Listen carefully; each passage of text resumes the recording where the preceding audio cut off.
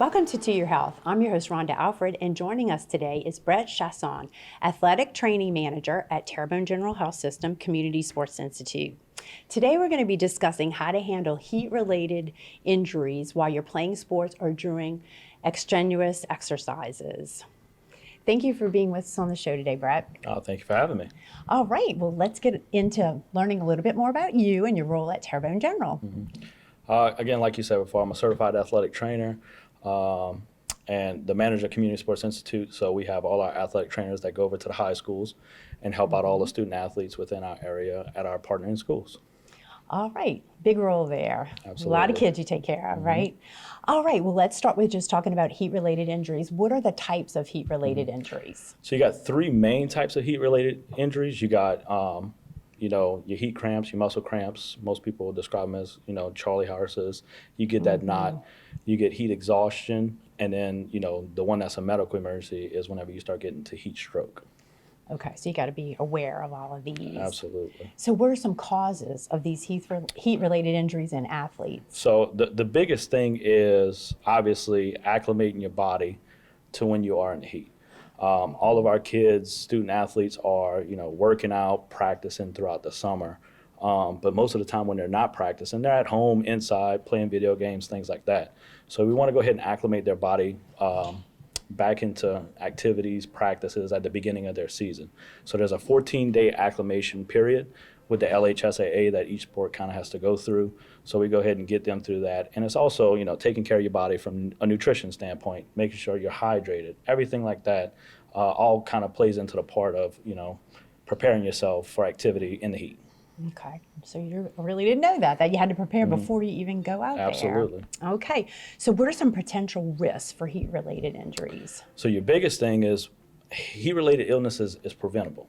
Kind of what I said, the acclimation period, noticing your athletes. If you have an athlete that's struggling, lagging behind, and when they're normally good, they may have an illness or something. They may be really dehydrated. Maybe they didn't eat. Noticing those things where you can kind of pull that athlete to the side and say, hey, rest, recover, let's get your body right first, and then you can go back to activity if it is okay. But noticing the things before they happen, trying to prevent injuries is the main thing with heat-related illnesses.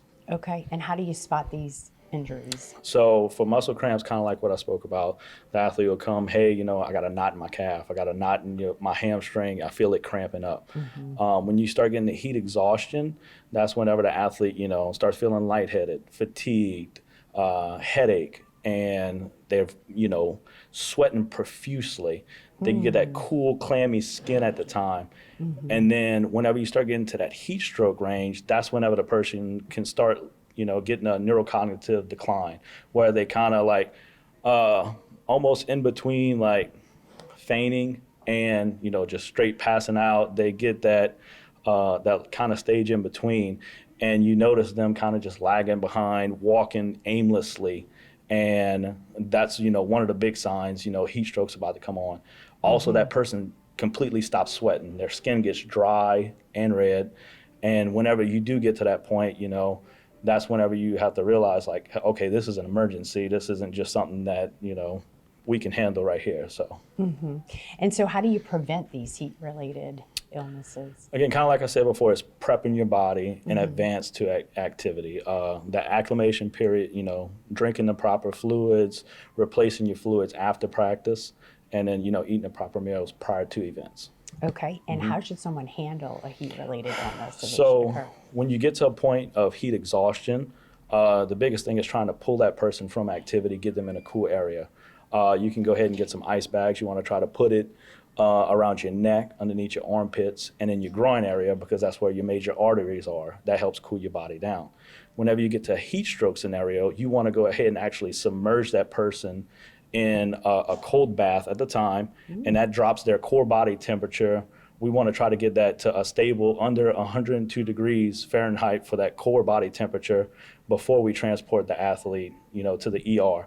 Because I was trying to explain to the coaches and everything like that, if you had a barbecue or something and you're supposed to stop cooking your meat at 30 minutes, and from 30 minutes, let's say we are at the school and we're trying to transport that kid to somewhere to go ahead and treat that heat-related illness, if it takes 20 minutes to package the kid, get them to the ER, get them checked in and everything like that. That's 20 more extra minutes that we didn't drop that temperature down before we transported the person. So we always want to cool first and then transport second. Okay, great tip. So and what did the athletic trainers at Terrebonne General teach the students to educate them about these heat-related illnesses? Absolutely. Again, like I said before, prevention is key. Education, we educated, almost 150 coaches last week with CPR, concussion, heat-related illnesses, everything like that.